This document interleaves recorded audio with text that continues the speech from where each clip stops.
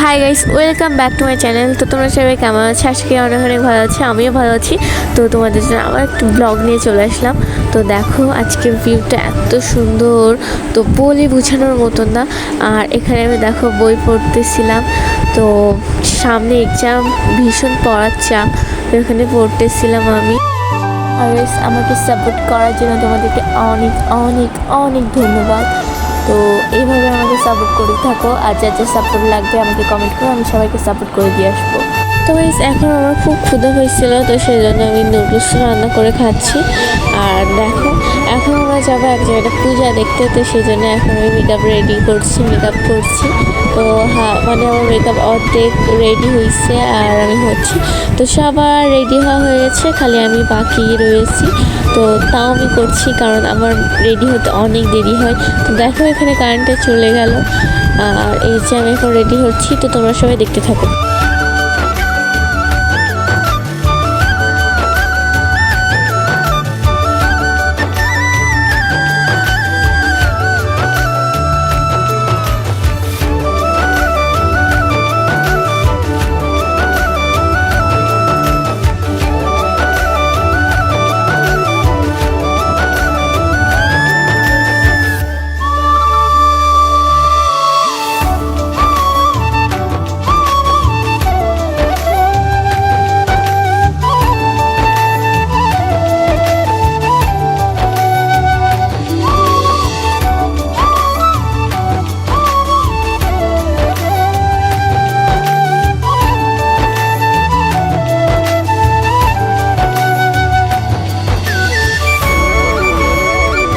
আর guys দেখো এখানে আমি রেডি, আর আমাকে আজকে অনেক কিউট দেখাচ্ছিল, তো আমি নিজেকে কিউট বলি।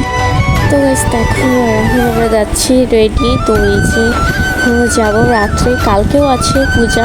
তো দেখো এখানে আমি ভিডিও করতেছিলাম, তোমার লজ্জা করতেছিল অনেক, তো তারপরে ক্লিপটা আমি নিতে পেরেছি। তো লজ্জা করতেছিল, তাও কি আমি ক্লিপটা নিয়েছি, কারণ অনেক লোক ছিল যেহেতু ওখানে, তাই।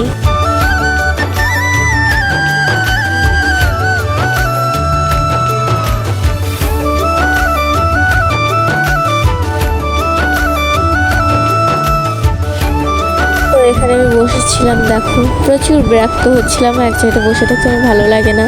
আর এই যে দেখো আমার বোনটা এখানে কি করতেছিল, এর দেখে এত হাসি পাচ্ছে গাইস, বলে বোঝানোর মতো না। ওইখানে আমার পিছনে সবাই হাসতেছিলাম, আর সামনে যারা ছিল তারা আমাদের দিকে তাকাচ্ছিল, আর আমরা তো হাসছিলাম। তো আমিও ওকে বারণ করছিলাম যে হাসিস না।